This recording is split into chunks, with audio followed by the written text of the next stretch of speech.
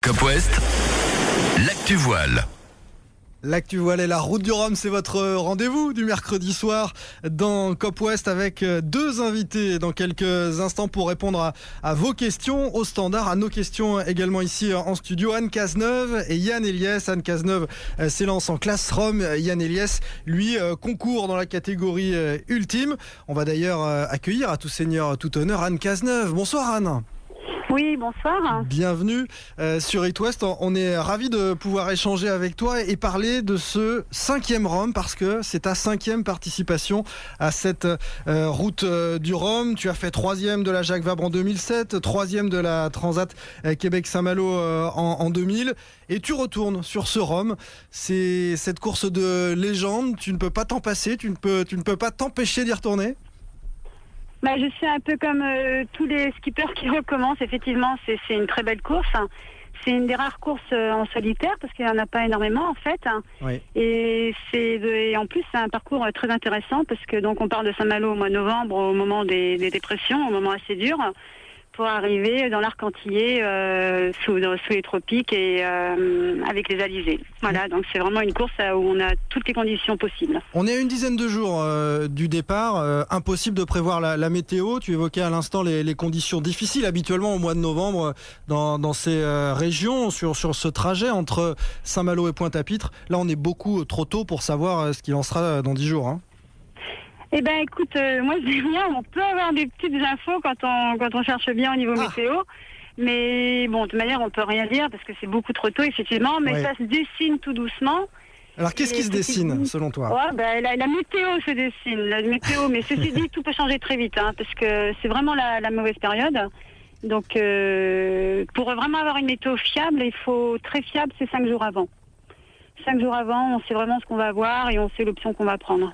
On va parler un petit peu de ton bateau, Anéo, qui est le produit d'un assemblage entre différents bateaux. Hein. C'est notamment Fujicolor, qui était un trimaran de 60 pieds, avec les flotteurs de Groupama également. Oui, Anéo, c'est un bateau sympa. C'est vraiment un bateau de classe Rhum, parce que c'est un bateau des années 90. C'est un assemblage de belles pièces de bateau, parce que en fait les flotteurs c'était pas de Groupama mais c'était de Laurent Borgnon. D'accord. C'est des beaux flotteurs que vraiment j'ai choisis. La coque centrale c'était celle de McBurch qui est vraiment une très très belle coque centrale. Les bras ont été faits sur mesure pour ce bateau, c'est la seule chose qui a été faite sur mesure. Et le bateau est au top. C'est un vieux bateau. C'est un vieux bateau qui est rapide et qui est bien pour la classe Rhum. Voilà, il court vraiment dans sa classe. Il est fait pour cette classe. Et il est rapide, et puis il a ses qualités, ses défauts, comme tous les anciens bateaux.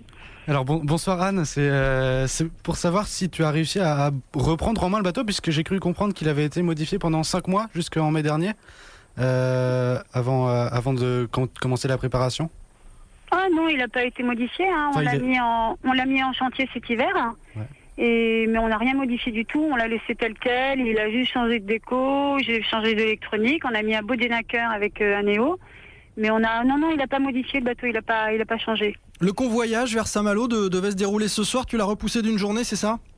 On l'a repoussé de la nuit, en fait, parce que les conditions météo, il y avait pétole, ça veut dire qu'il n'y avait pas de vent cette nuit. Ça souffle pas du tout. Aucun intérêt de partir alors que demain c'est bien, et voilà, donc on part demain matin.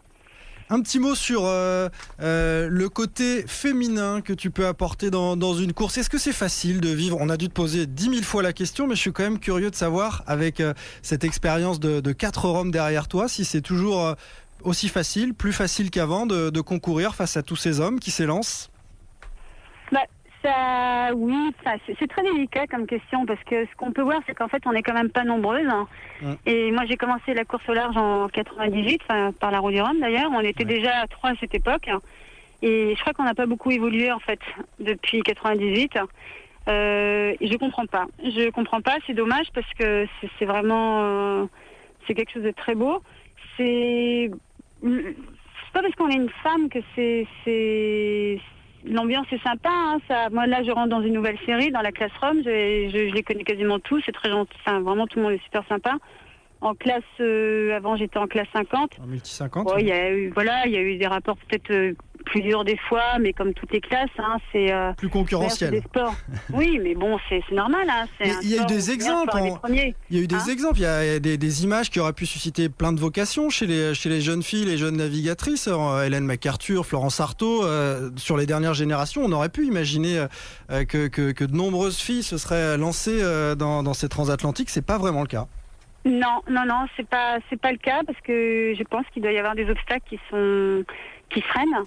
Moi, je sais que ce qui me freine pas, c'est que j'aime tellement la course, tellement la mer, tellement ces bateaux-là que j'ai toujours été de l'avant, quoi. Ouais. Et c'est vrai que par moments, ça peut être dur et je sais pas. Je sais pas du tout pourquoi. Enfin, là, il y a Julie Pétresse qui vient en classe 40. Une jeune nouvelle, c'est bien. Peut-être qu'elle va partir en multicoque après. C'est ce qu'on lui souhaite. On sera ravis en tout cas de vous retrouver toutes les deux, notamment à Saint-Malo. On sera à Saint-Malo la semaine prochaine pour vous faire vivre l'avant-course, l'avant-route du Rhum. Je rappelle le départ le 2 novembre prochain. Merci beaucoup Anne Cazeneuve.